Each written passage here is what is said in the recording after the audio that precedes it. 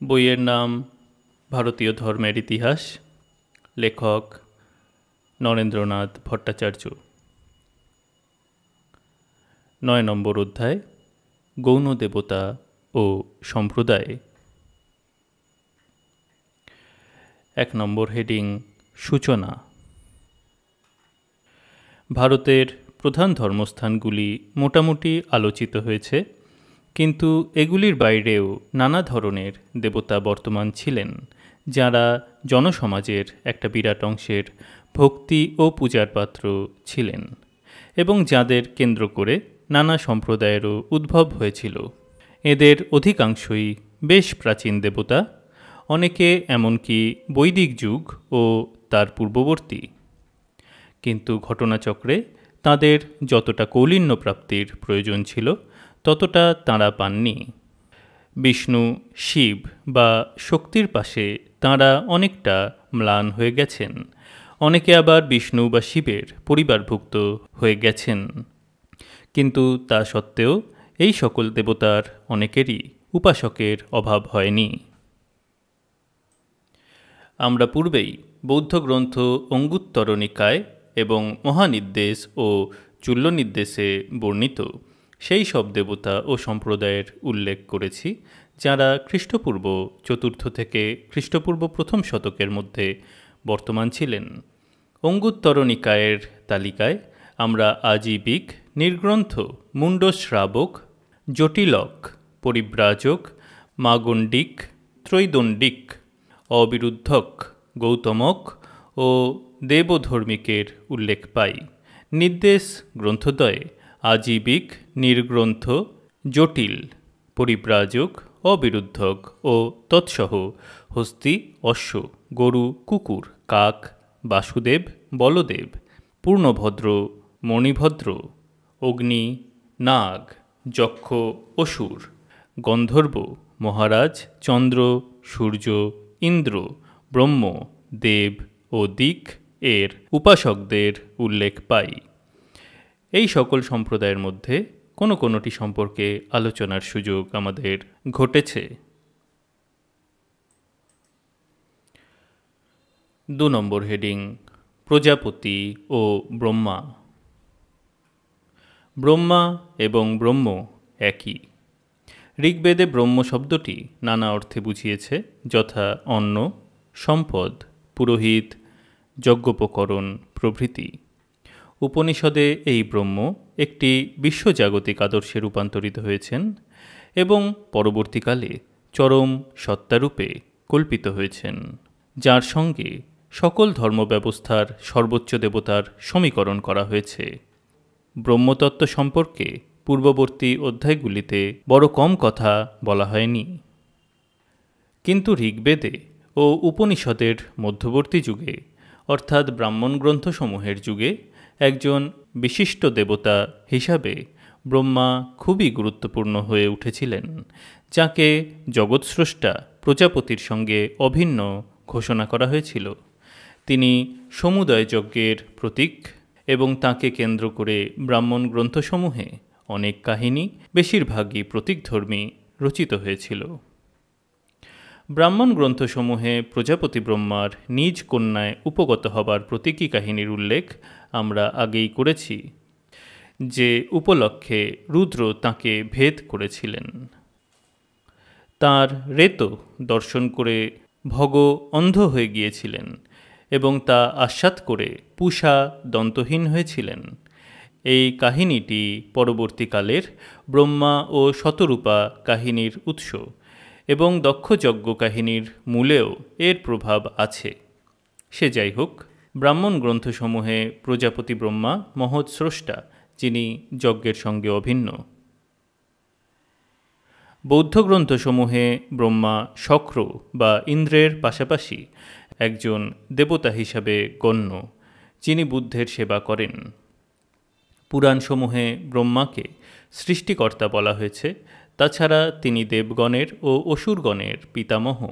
এই চতুর্মুখ দেবতাটি অসুর ও দৈত্যদের বর দিয়ে প্রায়ই দেবতাদের বেকায়দায় ফেলেন। পুরাণসমূহে তিনি স্রষ্টা হলেও তাঁর পূজার বিশেষ উল্লেখ নেই, এবং কেন তাঁর পূজা হয় না সে বিষয়ে অনেক গালগল্প পুরাণে আছে। ব্রহ্মার নিজস্ব উপাসক সম্প্রদায় সংখ্যাল্প হলেও পরবর্তী হিন্দু ধর্মের ত্রিমূর্তি কল্পনায় তাকে বাদ দেওয়া যায়নি। একেশ্বরবাদী ধারণায় ঈশ্বরের 3 রূপের মধ্যে ব্রহ্মা সৃষ্টিকর্তা, বিষ্ণু পালনকর্তা ও শিব ধ্বংসকর্তা। ব্রহ্মার স্ত্রী বা প্রণয়িনী বেদমাতা গায়ত্রী বা সাবিত্রী, পরবর্তীকালে সরস্বতী। ঋগ্বেদের দেবী সূক্তে অবশ্য বাগদেবীর সঙ্গে ব্রহ্মার সম্পর্কের কোনো ইঙ্গিত পাওয়া যায় না। এক নম্বর ফুটনোট, টিপি ভট্টাচার্য, কাল্ট অফ ব্রহ্মা, 1969। আবার টেক্সটে ফিরে আসছি।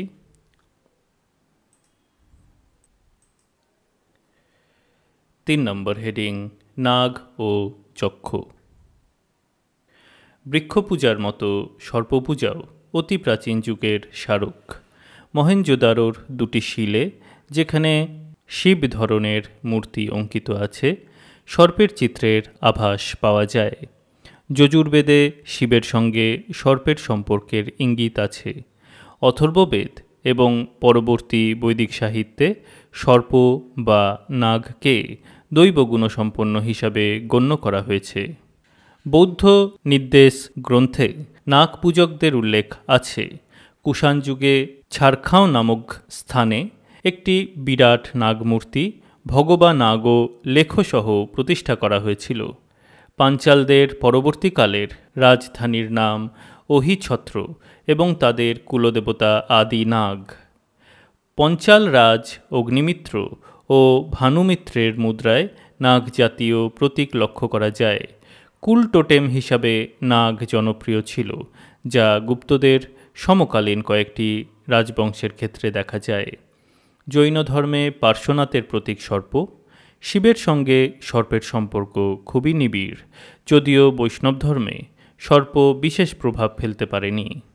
বিষ্ণুর বাহন গরুর নাগ জাতির শত্রু। কৃষ্ণের কালীয় দমনের কাহিনীও সর্প জাতির প্রতি খুব অনুকূল মনোভাবের পরিচায়ক নয়। আবার বলরাম শেষ নাগের অবতার। তাঁর মৃত্যুর পর তাঁর মুখ থেকে শ্বেত বর্ণের একটি সর্প নিষ্ক্রান্ত হয়ে সমুদ্রে চলে গিয়েছিল। পরীক্ষিতের সর্পসত্রের কথাও এ প্রসঙ্গে উল্লেখযোগ্য। যতদূর মনে হয় তিনি নাগ পূজকদের বরদাস্ত করেননি। নাগরাজ বাসুকী এবং অনন্ত, শেষ প্রভৃতি বিখ্যাত নাগগণ পুরাণ সাহিত্য জুড়ে আছেন। বাসুকীর ভগিনী জরৎকারী পরবর্তীকালের সর্পদেবী মনসার সঙ্গে অভিন্না বলে ঘোষিতা হয়েছেন।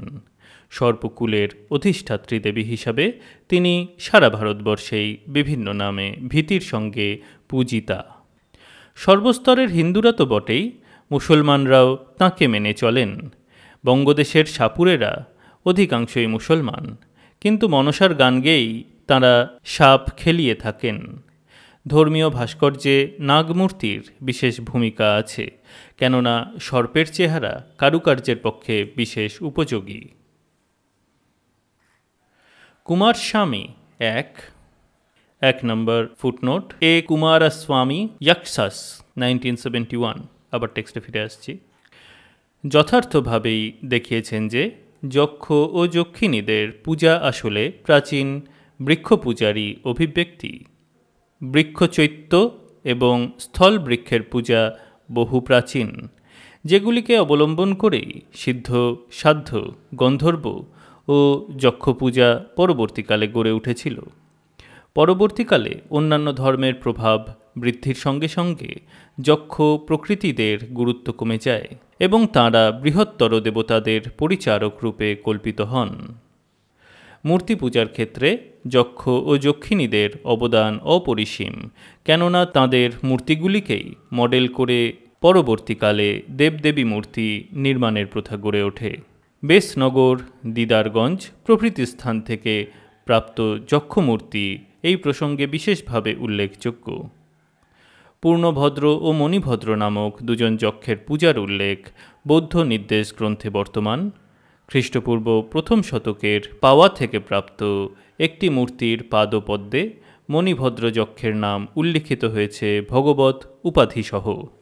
কুবের বৈশ্রবণের পূজাও যে বহুল প্রচলিত ছিল তার পরিচয় পাওয়া যায় কৌটিল্যের অর্থশাস্ত্র থেকে, যেখানে তার মূর্তি প্রতিষ্ঠার কথা বলা হয়েছে। তার দুই নিধিসহ কুবেরের যে পূজা প্রচলিত ছিল তার ভাস্কর্যগত নিদর্শন আছে। মহাভারত এবং ললিত বিস্তরে মণিভদ্রকে কুবেরের অনুচর বলা হয়েছে, যিনি কুবেরের মতোই ধনাধিপতি এবং বণিকদের পৃষ্ঠপোষক এবং যক্ষেন্দ্র, নিধীশ, ধনপতি প্রভৃতি উপাধিযুক্ত। গুপ্তযুগ থেকেই কুবের পূজার অবক্ষয় শুরু হয় এবং কালক্রমে তিনি একজন নিছক দিকপাল হিসাবে গণ্য হন। 4 নম্বর হেডিং, সূর্য ও সৌর সম্প্রদায়। ঋগ্বেদে সূর্য এবং তার সমগোত্রীয় দেবতাদের সংখ্যা বড় কম নয়, যেমন সূর্য, সবিতা, পুষণ, বিবস্বত, ভগ, মিত্র, বিষ্ণু প্রভৃতি। যাদের সঙ্গে পরে যুক্ত হন অর্যমা, ত্বষ্টা, দক্ষ, মার্তণ্ড, ধাতা, রুদ্র, ইন্দ্র, বরুণ ইত্যাদি, এবং এদের থেকেই আদিত্য গোষ্ঠীর উদ্ভব হয়। এতগুলি দেবতা সৌর চরিত্রের অংশীদার হবার জন্য এবং তাদের মধ্যে কেউ কেউ পরবর্তীকালে অতি প্রসিদ্ধ হয়ে যাবার দরুন পৃথকভাবে সূর্যদেবের অবস্থার কিছুটা অবনতি হয়। তৎসত্ত্বেও ধর্মীয় আচার অনুষ্ঠানের ক্ষেত্রে সূর্যের ভূমিকা খুব একটা ক্ষুণ্ণ হয়নি। ব্রাহ্মণদের ত্রিসন্ধ্যা, আহ্নিকৃত্য ও গায়ত্রী মন্ত্রে সূর্যের বিশেষ ভূমিকা বর্তমান। গায়ত্রী মন্ত্রে 2 নম্বর ফুটনোট, ঋগ্বেদ 3:62-10। আবার টেক্সটে ফিরে আসছি। বলা হয়েছে, তৎ সবিতুর্বরেণ্যং ভর্গো দেবস্য ধীমহি ধিয়ো ইয়ো নঃ প্রচোদয়াৎ। তৈত্তিরীয় আরণ্যকে 3 নম্বর ফুটনোট, 10, 13, 15। আবার টেক্সটে ফিরে আসছি। আদিত্যমণ্ডল ও তন্মধ্যস্থ সর্বাত্মক সর্বভূতের অধিপতি স্বয়ম্ভূ ব্রহ্মস্বরূপ আদিত্যপুরুষ বর্ণিত হয়েছেন।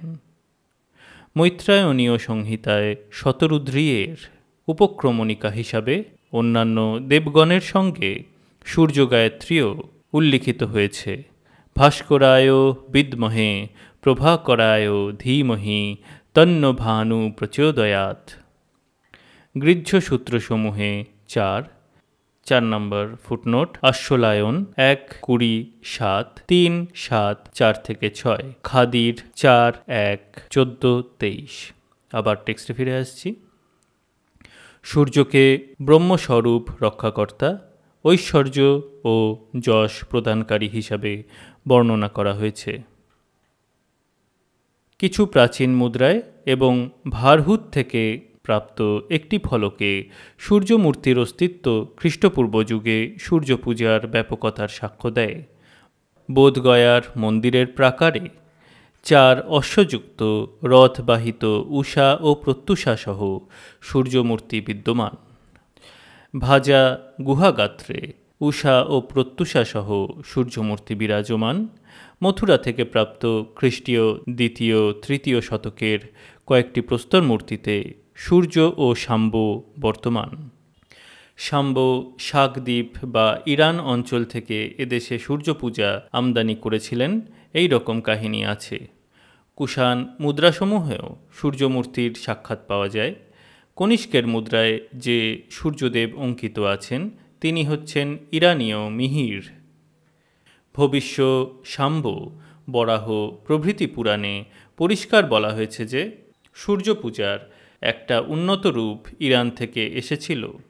বরাহমিহির পরিষ্কার বলেছেন যে একমাত্র মগরাই ব্র্যাকেটে ইরানীয় পুরোহিত শ্রেণী শাকদ্বীপী ব্রাহ্মণ, যে সম্প্রদায়ের অন্তর্ভুক্ত তিনি নিজেও ছিলেন ব্র্যাকেট ক্লোজড।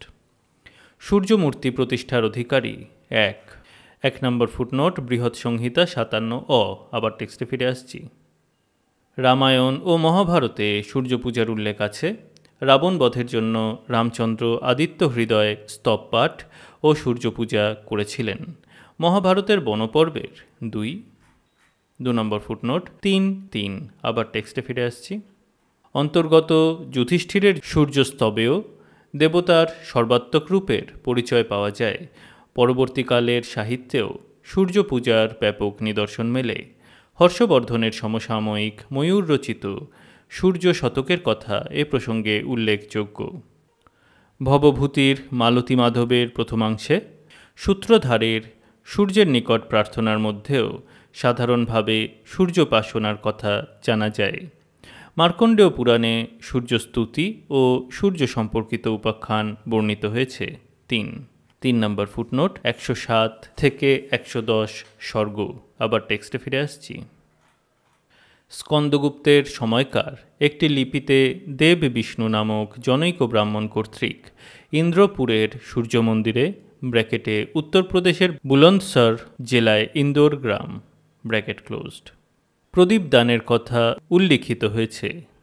হুনরাজ মিহিরকুলের নামযুক্ত গবালিয়র শিলালিপি থেকে জানা যায় যে মাতৃচেট নামক এক ব্যক্তি উক্ত অঞ্চলে একটি সূর্য মন্দির নির্মাণ করেছিলেন। বাণভট্টের হর্ষচরিত থেকে জানা যায় হর্ষবর্ধনের পিতা প্রভাকর বর্ধন সৌর ছিলেন। 4 নম্বর ফুটনোট হর্ষচরিত 4। আবার টেক্সটে ফিরে আসছি। হর্ষবর্ধনের সোনপত তাম্রশাসনে তাঁর পিতা পিতামহকে পরমাদিত্য ভক্ত বলে উল্লেখ করা হয়েছে। একাদশ শতকের নাট্যকার কৃষ্ণ মিশ্রের প্রবোধ চন্দ্রোদয় নাটকে বৈষ্ণব, শৈব ও সৌরদের সরস্বতীর অধীনস্থ হয়ে বৌদ্ধ, জৈন ও চার্বাকদের সঙ্গে যুদ্ধরত বলে বর্ণনা করা হয়েছে।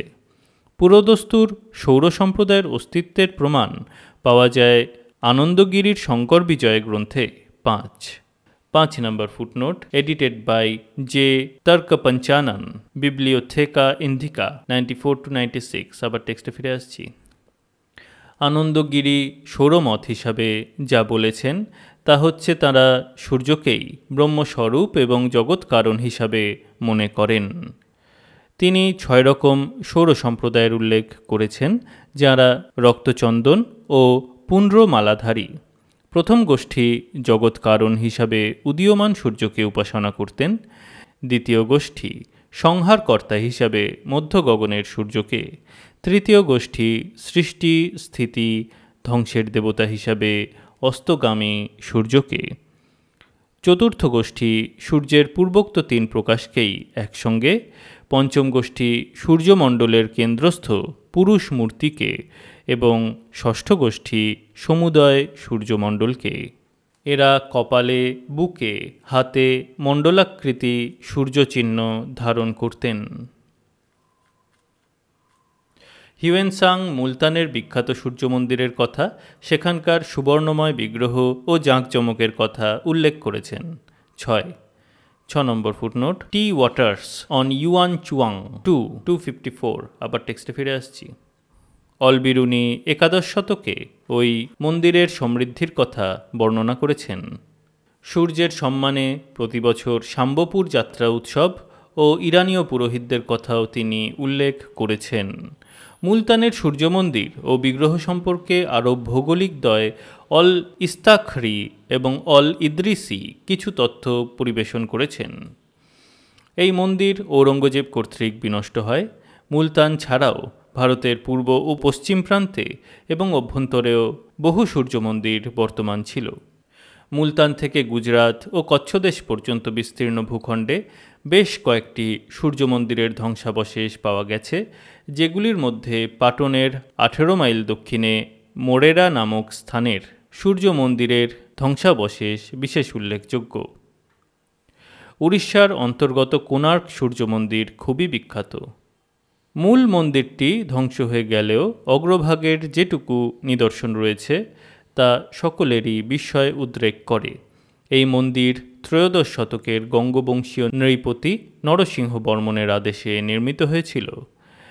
এই মন্দির ও বিগ্রহের উল্লেখ ব্রহ্মপুরাণে বর্তমান। 1 নম্বর ফুটনোট ব্রহ্মপুরাণ 28 46 থেকে 47, 64। আবার টেক্সটে ফিরে আসছি। ললিতাদিত্য নির্মিত কাশ্মীরের মার্তণ্ড মন্দিরও বিখ্যাত। 5 নম্বর হেডিং, ভারতীয় সূর্য পূজা ও ইরান।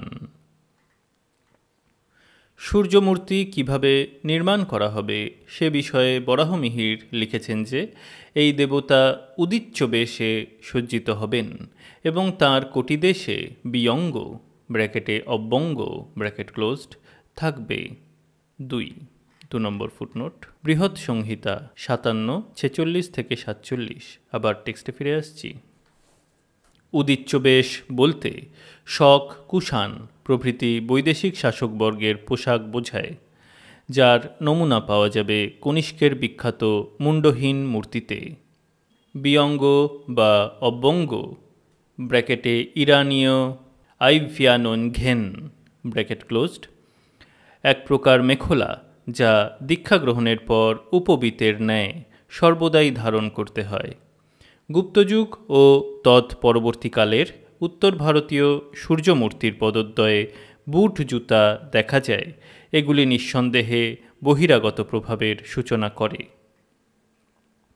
সূর্যপূজা সাধারণভাবে প্রাচীন ভারতে প্রচলিত থাকলেও তাঁর এদেশে জাঁকজমকপূর্ণ পূজা পদ্ধতির আমদানি হয় ইরান থেকে। ইরানীয় সূর্যদেবতা মিথ ব্র্যাকেটে মিত্র মিহির ব্র্যাকেট ক্লোজড এই পূজার উৎস। কুষাণ রাজগণের মুদ্রায় মিথ মিহির নাম সম্বলিত দেবমূর্তি উৎকীর্ণ আছে।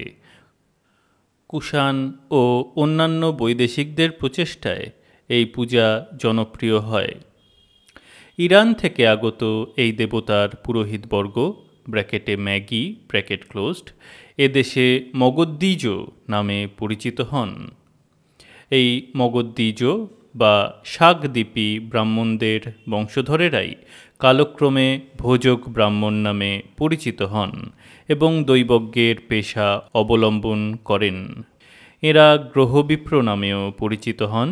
শ্রাদ্ধা দিতে এরা দান গ্রহণ করতেন এবং সেই হিসাবে অগ্রদানী ব্রাহ্মণ হিসাবেও কোনো কোনো স্থানে পরিচিত আছেন আজও পর্যন্ত।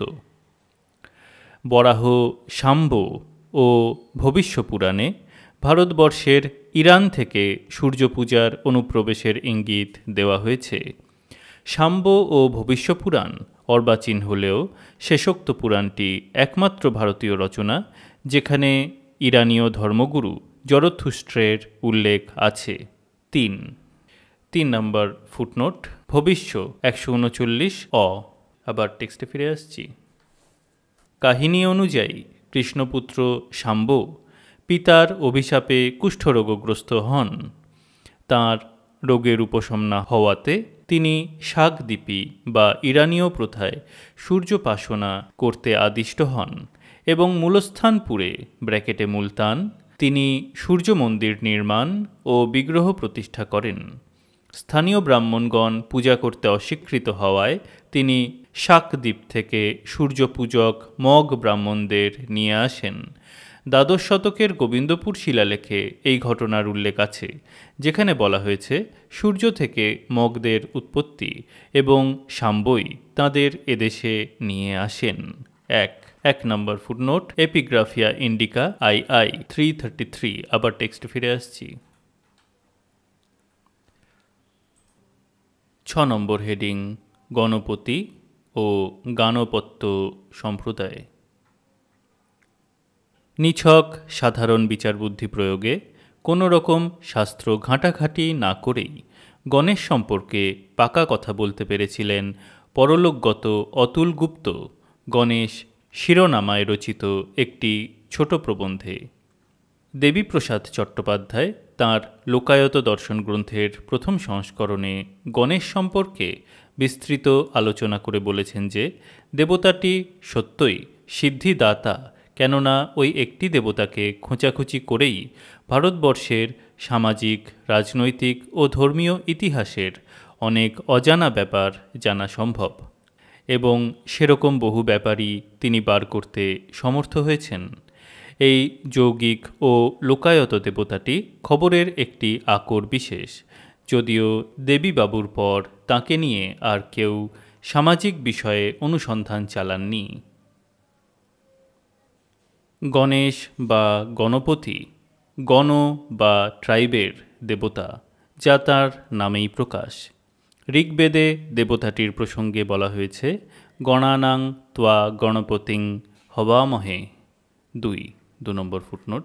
2:23-19 বাৎসনেই সংহিতা 23-19। আবার টেক্সটে ফিরে আসছি। গণেশ গণের দেবতা, অর্থাৎ যে কোনো ট্রাইবের মুখ্য দেবতার প্রতীক। ব্র্যাকেটে যে কারণে আজও সকল দেবতার পূজার আগে গণেশের পূজা করতে হয়, ব্র্যাকেট ক্লোজড।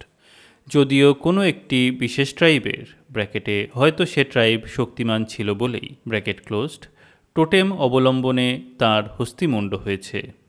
বিভিন্ন ট্রাইবের প্রধান দেবতার আদিম মানসরূপ হিসাবে গণেশ কল্পনায় অসংখ্য উপজাতীয় বিশ্বাস ও ধ্যান ধারণা স্থান পেয়েছে, যে কারণে এই দেবতাটিকে অবলম্বন করে দেবীপ্রসাদবাবু অনেক লুপ্ত সম্পদেরই সন্ধান পেয়েছিলেন। এখনও অনেক কিছু পাবার সম্ভাবনা আছে। গণেশ গণসমূহের প্রধান দেবতার মানসরূপ, এবং ভারতের গণ বা ট্রাইব বা উপজাতি বলতে অবৈদিক ট্রাইবদের পাশাপাশি বৈদিক ট্রাইবরাও ছিল। একটি মুখ্য বৈদিক ট্রাইবের নেতা বা দেবতা হিসাবে ইন্দ্র গণপতি, এবং এই অর্থেই ইন্দ্রকে ঋগ্বেদে গণপতি বলা হয়েছে, এবং সেই হিসাবে ইন্দ্রের চরিত্রেরও কিছু অংশ বর্তমান গণপতির উপর পড়তেছে। কিন্তু ইন্দ্র বেশি দিন গণপতি থাকেননি। বাস্তব জীবনে রাষ্ট্র ব্যবস্থা কায়েম হবার সঙ্গে সঙ্গে তিনিও রাজা এবং পরিণামে দেবরাজ হয়েছিলেন। ইন্দ্রকে বাদ দিয়ে গণাধিপতি দেবতাদের মধ্যে ঋগ্বেদে উল্লেখযোগ্য রুদ্র ও মরুত, এবং বলাই বাহুল্য গণেশ তাঁদের সঙ্গেও সম্পর্কিত। গণাধিপতি হিসাবে রুদ্রের ক্ষেত্র বিস্তৃততর, এবং সেই হিসাবে গণেশের সঙ্গে রুদ্রের সম্পর্কটাও বেশি ঘনিষ্ঠ। বৌদ্ধ ধর্ম ও জৈন ধর্ম আদিতে উপজাতীয় সমাজের বা গণসমাজের পরিপ্রেক্ষিতে গড়ে উঠেছিল, কাজেই আমাদের আলোচ্য গণদেবতাটি সেখানেও আছেন। আদিম উপজাতীয় দেবতা যতটা না প্রীতির, তার চেয়ে অনেক বেশি ভীতির। তাই প্রাথমিক কল্পনায় গণেশ রুদ্রের মতোই বিঘ্নরাজ। ইনি অমঙ্গলের দেবতা, যাকে ভয় করতে হয়। কোনো কিছুর উপর এঁর দৃষ্টি পড়লেই সর্বনাশ। এমনকি কোনো মেয়ের উপরেও এঁর দৃষ্টি পড়লে সে বেচারি বাঁজা হতে বাধ্য। পরবর্তীকালের কাহিনীতেও জানা যায় শনির দৃষ্টিতে গণেশের মুণ্ড উড়ে গিয়েছিল এবং তার জায়গায় গজমুণ্ড বসিয়ে দেওয়া হয়। রূপকটি স্পষ্ট, সেটি হচ্ছে গণেশের বিঘ্নরাজ থেকে সিদ্ধিদাতায় রূপান্তরের ইতিহাস।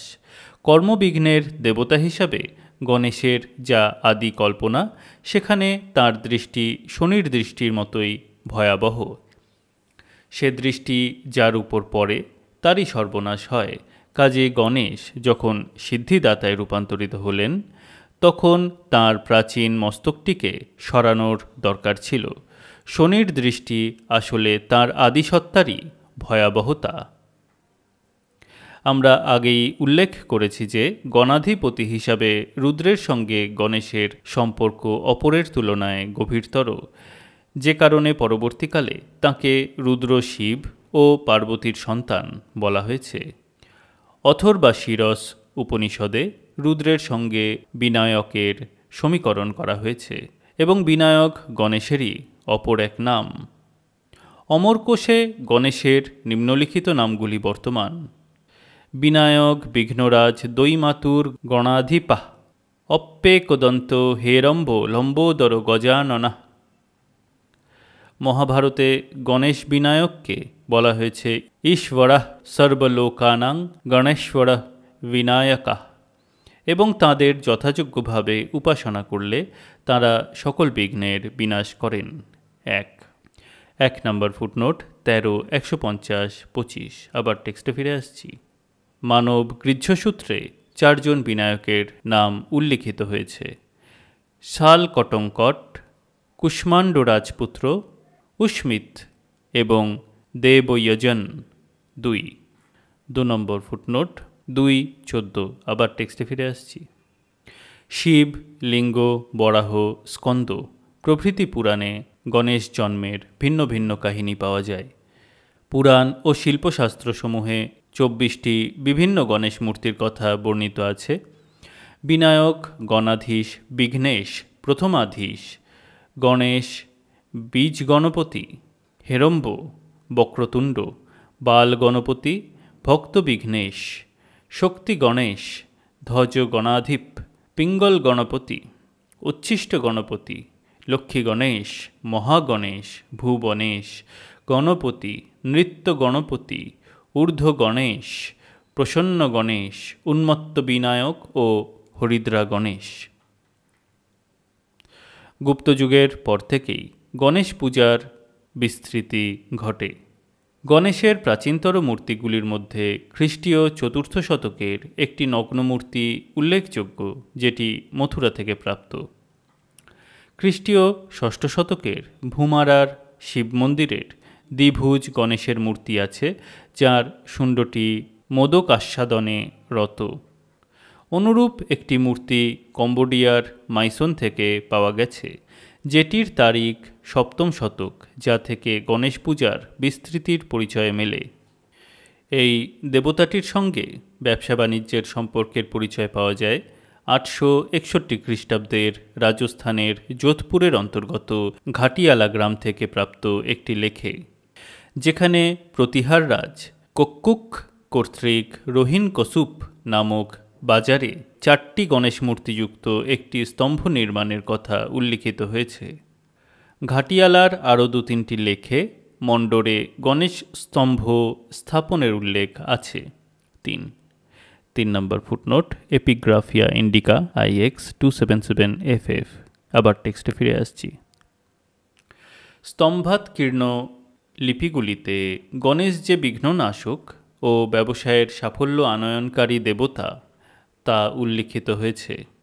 বঙ্গদেশে প্রাপ্ত মধ্যযুগের নৃত্যরত অনেক গণেশ মূর্তির প্রভাবলীর উপরে সপল্লব আম্রগুচ্ছ অঙ্কিত দেখা যায়, যা গণেশের সিদ্ধি বা ফলদায়কত্বের প্রতীক।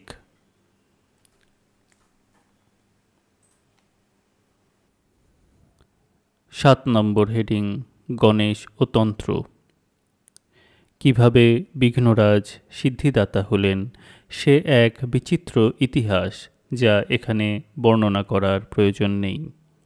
এখানে আমরা শুধু তার আদিম প্রকৃতির একটি বিকাশ নিয়েই আলোচনা করব। তা হচ্ছে তান্ত্রিক আচার অনুষ্ঠানের সঙ্গে তার সম্পর্ক। এটা খুবই স্বাভাবিক যে আদিম উপজাতীয় দেবতা হিসাবে প্রাচীন তন্ত্রাচারের সঙ্গে গণেশের সম্পর্ক থাকবে। গণেশের সঙ্গে সম্পর্কিত তন্ত্রাচার ভারতেরও সীমা অতিক্রম করেছিল। জাভায় বারা নামক একটি স্থানে আদি মধ্যযুগের একটি তন্ত্রাচারী গণেশের ভাস্কর্য বর্তমান। ভারতীয় ভাস্কর্যে গণেশ বহুস্থলে মাতৃকাদের সঙ্গে যুক্ত। নিজ শক্তির সঙ্গে মিথুনরত গণেশ মূর্তিরও নিদর্শন পাওয়া গেছে। আনন্দগিরির শঙ্কর দিগ্বিজয় কাব্যে 1 নম্বর ফুটনোট আনন্দাশ্রম সিরিজ সং 357 আবার টেক্সটে ফিরে আসছি।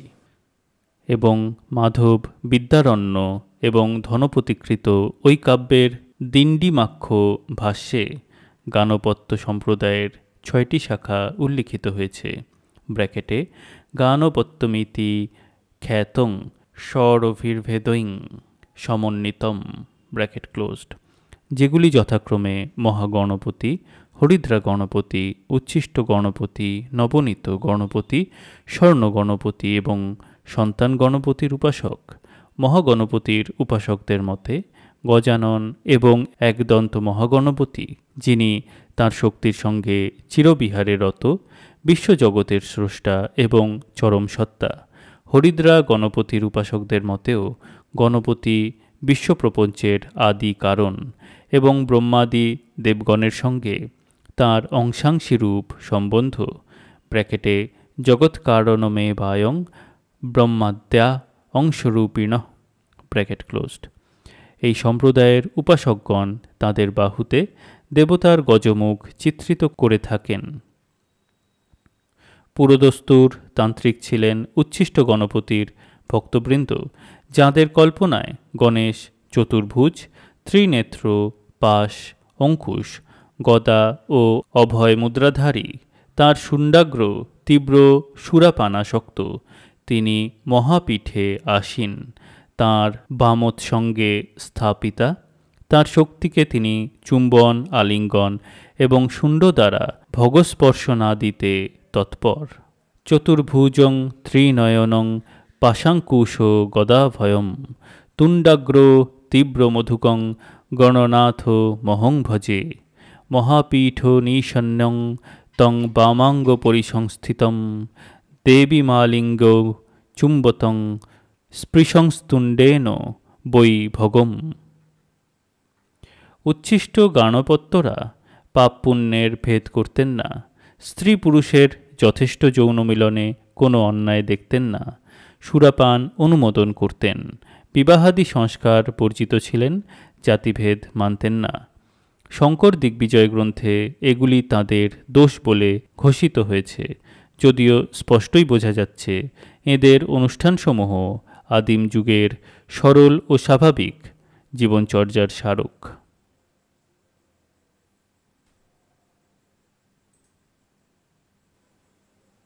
8 নম্বর হেডিং স্কন্দ কার্তিকেয় আদিম উর্বরতামূলক জাদু বিশ্বাস। স্কন্দ কার্তিকেয় একজন লৌকিক দেবতা, যিনি কালক্রমে ব্রাহ্মণ্য ধর্মে স্থান পেয়েছিলেন। ইনি কৃষি ও প্রজননের দেবতা। প্রাচীন গ্রিস, এশিয়া মাইনর, মধ্যপ্রাচ্য ও মিশরের কৃষি দেবতাদের অনুরূপ। ব্র্যাকেটে যেমন আদোনিস, আটিস, তম্মুজ, ওসিরিস প্রভৃতি ব্র্যাকেট ক্লোজড। যার প্রণয়িনী একজন আদিম মাতৃকা দেবী, যিনি লৌকিক ধর্মে সন্তানোৎপাদনের অধিষ্ঠাত্রী দেবী ষষ্ঠী হিসাবে পরিচিতা। উচ্চবর্ণ কর্তৃক গৃহীত হবার পর তিনি দেব সেনাপতি হিসাবে গণ্য হন এবং ষষ্ঠী হন তাঁর পত্নী দেবসেনা। ইনি শিব ও পার্বতীর পুত্র হিসাবে কল্পিত হন, যিনি তারকাসুরকে বধ করেছিলেন। তাঁর জন্মের কাহিনী মহাকবি কালিদাসের কুমার সম্ভব কাব্যের ভিত্তি। স্কন্দ কার্তিকের প্রণয়িনী মাতৃকা দেবী ষষ্ঠীর পূজা হয় গাছতলায়। দেবী একটি অসমতল প্রস্তরখণ্ড ছাড়া আর কিছু নয়। কার্তিকের পূজা হয় প্রতীকে, একটি মাটির পাত্র বা সরায় কিছু বীজ বপন করে, এবং সেই বীজ থেকে উদ্ভূত চারা গাছগুলি দেবতার প্রতীক। প্রসঙ্গত উল্লেখযোগ্য, কার্তিক পূজা অনুষ্ঠিত হয় সৌরতিথি অনুসরণ করে, যেখানে অন্যান্য ভারতীয় পূজা পদ্ধতি মূলত চান্দ্রতিথির উপর নির্ভরশীল। এই প্রসঙ্গে আরও বলা দরকার যে মেয়েলি ব্রতসমূহ, যেগুলি মূলত গর্ভধারণ, সুপ্রসব, ফলোৎপাদন প্রভৃতির সঙ্গে সম্পর্কিত, সাধারণত সৌরতিথি অনুসরণ করে। মঙ্গলচণ্ডীর ব্রত উদযাপিত হয় জ্যৈষ্ঠ মাসের প্রতি মঙ্গলবার, এবং এই দেবী চণ্ডীর মতো এমন কিছু দানবদলনী নন। ইনি সন্তান, সৌভাগ্য ও সম্পদ দান করেন। অম্বুবাচী ব্রত সৌরতিথি অনুসরণ করে। 7 থেকে 11 আষাঢ় এটি প্রজনন ব্রত। এই 4 দিন পৃথিবী দেবী রজস্বলা থাকেন বলে বিশ্বাস। রজস্বলা মহিলার সঙ্গে যৌন সঙ্গম যেমন নিষিদ্ধ, অম্বুবাচীতে হলকর্ষণও তদ্রূপ নিষিদ্ধ। বিধবাদের কয়েকটি বিষয় থেকে এই ব্রত উপলক্ষে বিরত থাকতে হয়, কেননা তাদের সন্তান জন্ম দেবার কোনো অধিকার নেই। ইতু পূজাও অনুষ্ঠিত হয় অগ্রহায়ণ মাসের প্রতি রবিবারে। দেবী শস্য স্বরূপা, এই কারণে তাঁর পূজা হয় শস্যের প্রতীক দিয়ে। একটি মাটির সরায় অঙ্কুরিত 5 রকম শস্যের আকারে। এছাড়া থাকে চিত্র বিচিত্র ইতু ঘট। ঘট সর্বত্রই পূর্ণগর্ভা নারীর প্রতীক। কার্তিক এবং ইতু উভয়েরই প্রতীক অঙ্কুরিত শস্য, এবং পৃথিবীর বহু স্থানেই ফসলের দেবতা ওই প্রতীকেই পূজিত হন। কোনো পাত্রে বা স্থানে দেবতার প্রতীক হিসাবে যে শস্যক্ষেত্র তৈরি করা হয় তা পশ্চিম এশিয়া ও ইউরোপে গার্ডেন অফ অ্যাডোনিস নামে পরিচিত। বঙ্গদেশে, বিশেষ করে পূর্ববঙ্গে, কৃষিক্ষেত্রের মধ্যেই কার্তিক পূজার নিয়ম আছে। অনেক সময় ক্ষেত্রের মধ্যে মণ্ডলাকারে অনেকগুলি ছোট ছোট কার্তিক মূর্তি বসানো হয় এবং তার মধ্যে একটি বড় মূর্তিকে বসিয়ে তার পূজা করা হয়। মেয়েরা পুত্রার্থে কার্তিক ব্রত পালন করে থাকে। পুরাণোক্ত কাহিনী অনুযায়ী জনৈক ব্রাহ্মণ দম্পতি নিঃসন্তান হবার দরুন জীবনে বীতস্পৃহ হয়ে অরণ্যে গমন করে। সেখানে কতিপয় বালিকাকে মাটির সরায় শস্য বপন করে কার্তিক ব্রত পালন করতে দেখে তাঁরাও ওই ব্রত পালন করেন এবং ফলে তাঁদের সন্তান জন্মগ্রহণ করে। এছাড়া কার্তিক পূজার আর একটি বৈশিষ্ট্য আছে। কোনো কোনো জায়গায় কার্তিক গণিকাদের দ্বারা পূজিত হন। এ বিষয়ে আমার জন্মস্থান চুঁচুড়া শহর প্রসিদ্ধ। আমরা যখন বালক ছিলাম তখন গণিকাপল্লীতে অনেকগুলি কার্তিক পূজা হতো। এখন একটিতে এসে দাঁড়িয়েছে। যদিও পাশাপাশি বারোয়ারি কার্তিক পূজার বিপুল সংখ্যা বৃদ্ধি হয়েছে। কোনো ক্ষেত্রেই আর মূল বৈশিষ্ট্য খুঁজে পাওয়া যায় না। বাল্যকালে যে দু একটি বৈশিষ্ট্য আমার চোখে পড়েছিল এবং বর্তমানে অনুসন্ধান করে যা জেনেছি তা হচ্ছে এই যে, গণিকাদের কার্তিক পূজায় দেবতার সামনে মাটির উপর একটি ছোট নকল শস্যক্ষেত্র তৈরি করা হতো এবং নপুংসকদের নাচ বাধ্যতামূলক ছিল।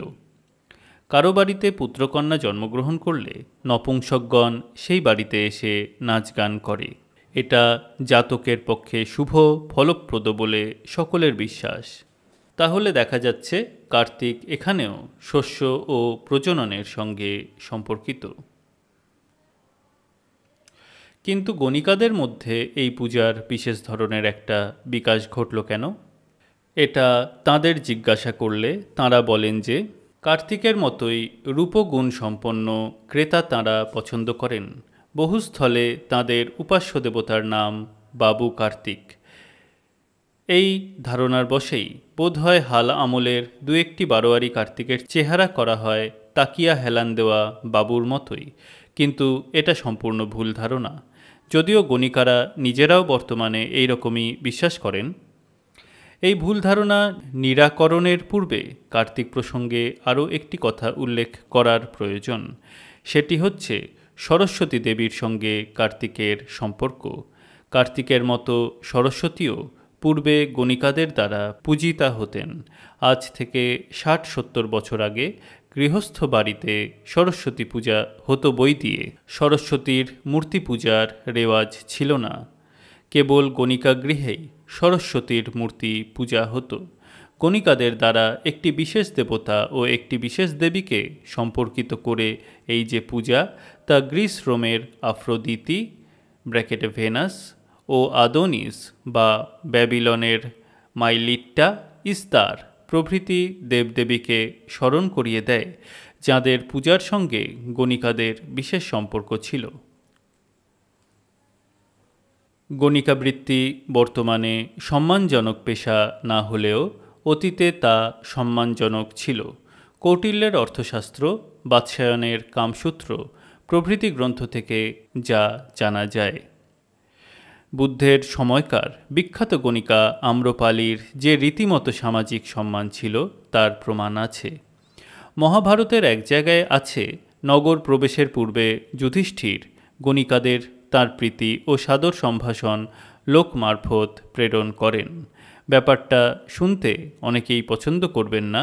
প্রাচীন ভারতে গণিকারাই ছিলেন মহিলাদের মধ্যে একমাত্র শিক্ষিতা শ্রেণী, যাদের ৬৪ কলায় পারদর্শিনী হতে হতো। শুধু তাই নয়, অলঙ্কার, ছন্দ ও কাব্য সম্পর্কেও বিশেষ জ্ঞান লাভ করতে হতো। এই সকল জ্ঞান ও কলার অধিষ্ঠাত্রী দেবী হিসাবে সরস্বতী ধনী নাগরিক ও গণিকাদের দ্বারা যে পূজিতা হতেন সে কথা বাৎসায়নের কামসূত্রে উল্লিখিত হয়েছে। পরবর্তীকালে অবশ্য গণিকাবৃত্তি তার প্রাচীন গৌরব হারিয়ে ফেলেছিল। দামোদর গুপ্তের কুট্টনিমতে বা ক্ষেমেন্দ্রের সময়মাতৃকায় যার পরিচয় পাওয়া যায়। এক নম্বর footnote, N. Bhattacharya, history of Indian erotic literature 1975। আবার টেক্সটে ফিরে আসছি। গণিকা গণ বা ট্রাইবের সঙ্গে সম্পর্কিত নামটি যা সূচনা করে। অতি প্রাচীন গণজীবনের ইঙ্গিত এই নামটির মধ্যে রয়েছে। এমনকি বেশ্যা শব্দটিও বিষ থেকে নিষ্পন্ন, যার অর্থ জনপদ। অতি প্রাচীন যুগের ট্রাইব জীবন সঙ্গতভাবেই ছিল গোষ্ঠীভিত্তিক। আধুনিক অর্থে পরিবারের স্থান সেখানে ছিল না। সেই হিসাবে নারীরাও ছিলেন সাধারণই, কারো ব্যক্তিগত সম্পত্তি নন। যবে থেকে ব্যক্তিগত সম্পত্তির সূচনা হয়েছে তখন থেকেই পুরুষ প্রাধান্য এসেছে। সম্পত্তির উত্তরাধিকারত্বের প্রয়োজনেই নারীর সতীত্ব দাবি করা হয়েছে, তাকে এক পুরুষের অধীন করা হয়েছে এবং তখন থেকে আধুনিক অর্থে পরিবারের উদ্ভব। আমরা আগে কথা বহুবার বলেছি যে আদি যুগের জাদু অনুষ্ঠানগুলির মধ্যে বহু ক্ষেত্রেই যৌনাচার সমূহের সক্রিয় ভূমিকা ছিল, যার উদ্দেশ্য আমরা পূর্বে বুঝিয়ে বলেছি। সেই প্রাচীন সমাজে গুণগত পরিবর্তন ঘটে যাওয়া সত্ত্বেও, গোষ্ঠী জীবনের স্থলে পারিবারিক জীবনের সূত্রপাত সত্ত্বেও পুরাতন যুগের যৌনমূলক আচার অনুষ্ঠানগুলিকে বাতিল করা সম্ভব হয়নি, কেননা এগুলির মৃত্যু হতে সময় লাগে অনেক বেশি। কিন্তু পিতৃতান্ত্রিক সমাজে কুলস্ত্রীর পক্ষে এ সকল আচার অনুষ্ঠানে অংশগ্রহণ করা সম্ভব ছিল না, যদিও কোনো কোনো বিশেষ ক্ষেত্রে তাঁদেরও পূর্বতন যৌন অনুষ্ঠানগুলির অনুকরণ সাধারণ্যে করতে হতো, যেমন অশ্বমেধ যজ্ঞের অশ্ব উপসংবেশন নামক অনুষ্ঠানটির ক্ষেত্রে, যেখানে রাজমহিষীকে পুরোহিতের প্রতীকরূপী মৃত অশ্বের সঙ্গে একত্রে শয়ন করতে হতো। সে যাই হোক না কেন, যৌন অনুষ্ঠানগুলির ক্ষেত্র থেকে কুলস্ত্রীরা সরে যাবার ফলে সেগুলির দায়িত্ব সাধারণী মহিলাদের উপরই কালক্রমে এসে বর্তায়। যে সকল দেবদেবীর সঙ্গে প্রাকৃতিক ফলপ্রসূতা ও মানবিক ফলপ্রসূতা বিশেষভাবে সম্পর্কিত হয়ে যায় এবং যাঁদের পূজায় যৌন অনুষ্ঠানসমূহের ভূমিকা বজায় থাকে, সেগুলি স্বাভাবিকভাবেই সাধারণী বা গণিকাদের উপরই নির্ভরশীল হয়ে পড়ে। ব্র্যাকেটে এখনও দুর্গাপূজায় গণিকা গৃহের মৃত্তিকা প্রয়োজন হয়, ব্র্যাকেট ক্লোজড।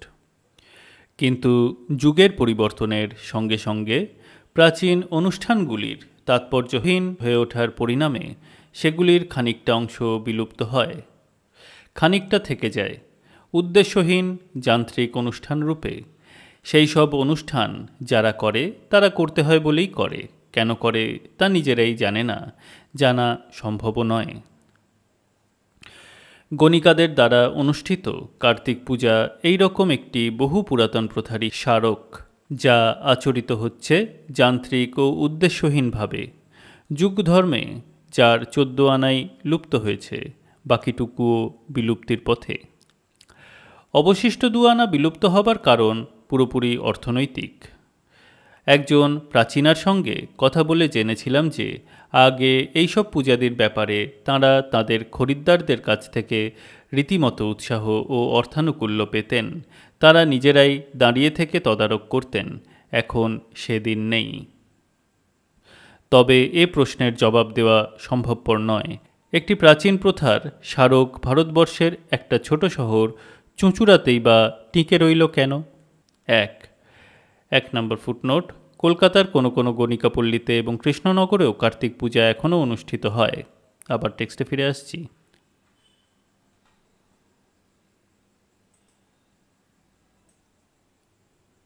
9 নম্বর হেডিং, ব্রাহ্মণ্য সংস্কৃতি ও স্কন্দ কার্তিকেয়। কার্তিকেয় নামক আদিম শস্য দেবতা ও তাঁর প্রণয়িনী দেবী ষষ্ঠী কালক্রমে জাতে উঠেছিলেন এবং স্কন্দ, বিশাখ, কুমার, মহাসেন, ব্রহ্মণ্যদেব প্রভৃতি নামে পরিচিত হয়েছিলেন। খ্রিস্টপূর্ব 2য় শতকে পাণিনির একটি সূত্রের 1 নম্বর ফুটনোট 5399, আবার টেক্সটে ফিরে আসছি, ব্যাখ্যা করতে গিয়ে পতঞ্জলি স্কন্দ ও বিশাখের মূর্তি নির্মাণের কথা উল্লেখ করেছেন। মহাভারতেও স্কন্দ কার্তিকের বহু উল্লেখ আছে। বনপর্বের স্কন্দোৎপত্তি পর্বাধ্যায়ে স্কন্দ কার্তিকের উদ্ভবের অনেকগুলি কাহিনী আছে। এক হিসাবে তিনি অগ্নি ও স্বাহার পুত্র, এক হিসাবে কৃত্তিকাদের, অন্য হিসাবে গঙ্গার, কিন্তু কালক্রমে শিব ও দুর্গার। একটি কাহিনী অনুযায়ী দেবগণের শত্রু হিসাবেই স্কন্দের উদ্ভব, ব্র্যাকেটে এখানে তার লৌকিক ও আদিম সত্তাকে ইঙ্গিত করা হয়েছে, ব্র্যাকেট ক্লোজড। জন্মলগ্নেই যাকে খতম করার জন্য ইন্দ্র মাতৃকাদের পাঠান, কিন্তু তাঁরা তাকে নিহত করার পরিবর্তে স্তন্য দিয়ে লালন পালন করেন। স্কন্দ দেবগণকে নিপীড়ন করতে শুরু করেন এবং দেবতাদের প্রচণ্ড ভীতির কারণ হন। ইন্দ্রের বজ্রাঘাতে স্কন্দের দক্ষিণ পঞ্জর বিদীর্ণ হয়ে তা থেকে বিশাখ বা কার্তিক নির্গত হন এবং তাঁর প্রচণ্ড আক্রমণে দেবগণের মধ্যে ত্রাহি ত্রাহি রব পড়ে যায়। তখন একটা আপোষ হয়। স্কন্দ কার্তিকেয় দেব সেনাপতির পদ পান এবং শিব ও দেবী তার পিতৃত্ব ও মাতৃত্ব স্বীকার করে নেন। বোঝা যাচ্ছে ভদ্রলোক দেবকুলে এই লৌকিক দেবতাটিকে গায়ের জোরেই স্থান করে নিতে হয়েছে। হুবিষ্কের কয়েকটি মুদ্রায় স্কন্দ কার্তিকের মূর্তি এবং তাঁর কুমার বিশাখ মহাসেন প্রভৃতি নামের উল্লেখ পাওয়া যায়। 2 নম্বর footnote P Gardner, British Museum catalogue 138, 149, 150, PLXVII 16XVIII 23-24। আবার টেক্সটে ফিরে আসছি। অ্যাবোটাবাদ থেকে প্রাপ্ত একটি খ্রিস্টীয় 3য় শতকের লিপিতে একটি কুমার স্থানের উল্লেখ আছে।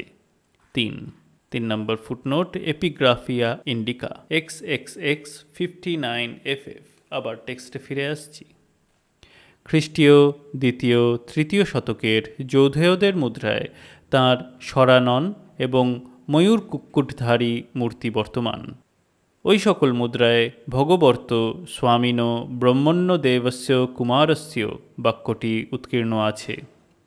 ভিটা থেকে খ্রিস্টীয় 3য়-4র্থ শতকের একটি শিল মার্শাল আবিষ্কার করেছেন, যাতে বিন্ধ্য বিদারণকারী মহারাজ গৌতমীপুত্র বৃষধ্বজ তাঁর সমগ্র রাজ্য কার্তিককে উৎসর্গ করেছেন একথা লেখা আছে। গুপ্তবংশীয় রাজা কুমারগুপ্তর সমকালীন বিলসদ লেখে ব্রহ্মণ্যদেব স্বামী মহাসেনের মন্দিরের অংশ বিশেষ বাড়ানোর কথা উল্লিখিত হয়েছে। কুমারগুপ্তের একটি স্বর্ণমুদ্রায় ময়ূরবাহন কার্তিক অঙ্কিত হয়েছেন। দক্ষিণ ভারতে এই দেবতাটি সুব্রহ্মণ্য নামে বিশেষভাবে পূজিত হন।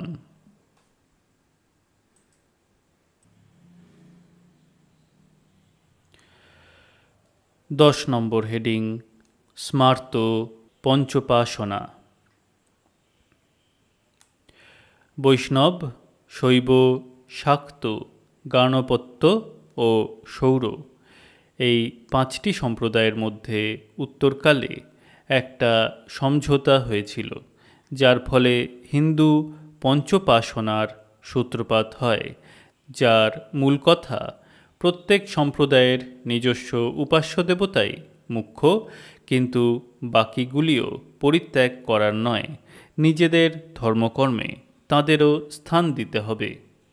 তন্ত্রসারে বলা হয়েছে, ভবানিন্তু যদা মধ্যে ঐশান্যামচ্যুতং যজেত আগ্নেয়্যাং পার্বতীনাথং নৈরিত্যং গণনায়কঃ ব্যয়োব্যাং তপনঞ্চৈব পূজাক্রম উদাহৃত।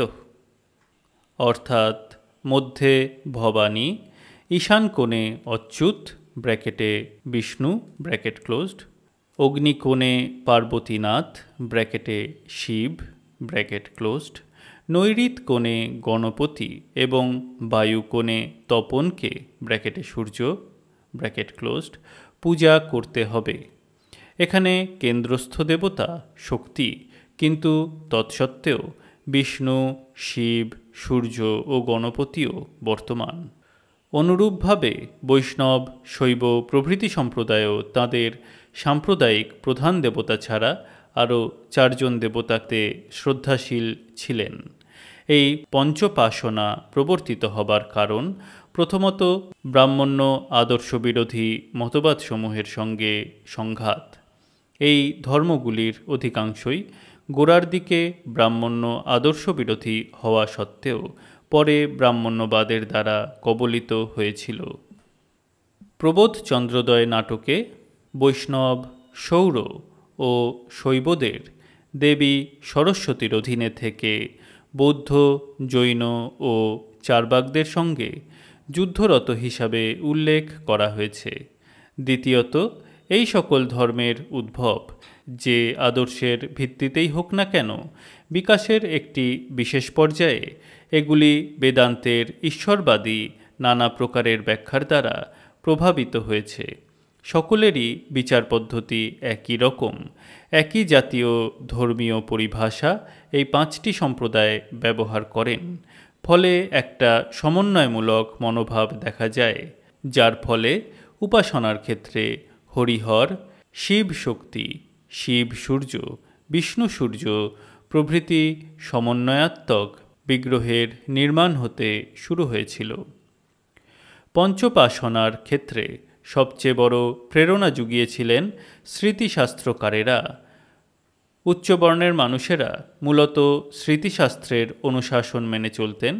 ব্যক্তিগতভাবে তারা যে কোনো সম্প্রদায়েরই অন্তর্গত হন না কেন, স্মৃতিশাস্ত্রগুলি পঞ্চপাসনাকে জনপ্রিয় করার জন্য নানা প্রকার নির্দেশ দিয়েছিল। আধুনিক হিন্দু ধর্ম বলতে আমরা যা বুঝি তা কার্যত এই পঞ্চপাসনা। বলাই বাহুল্য এটা উপরিতলের হিন্দু ধর্ম, যার সঙ্গে জনজীবনের বৃহত্তর অংশের সম্পর্ক খুবই কম থাকার কথা। কিন্তু যেহেতু নিচের তলার মানুষেরা উপরতলার মানুষদের সংস্কৃতিকে অনেক সময় অনুকরণ করার চেষ্টা করে থাকেন, সেই হেতু উপরতলার মানুষদের আচরিত ধর্ম তাঁদেরও উপর প্রভাব বিস্তার করে। এক্ষেত্রে যা হয়েছে। এবং দ্বিতীয়ত, পঞ্চপাসনার প্রধান দেবতাদের অনেকখানিই ছিল গোড়ার দিকে নিচুতলার নিজস্ব। পরে তাদের ব্রাহ্মণ্য রূপান্তর ঘটলেও নিচুতলার মানুষেরা তাঁদের আদি দেবতাদের সঙ্গে সম্পর্ক ছিন্ন করেননি। পঞ্চপাসনার ব্যাপক জনপ্রিয়তার মূল এখানেই। কিন্তু নিচুতলার মানুষের সঙ্গে পঞ্চপাসনার সম্পর্ক থাকলেও তা উপরিতলেরই সামাজিক স্বার্থ সিদ্ধ করেছিল, নিচুতলার নয়। বিষয়টি আমরা পরবর্তী অধ্যায়ে আলোচনা করব।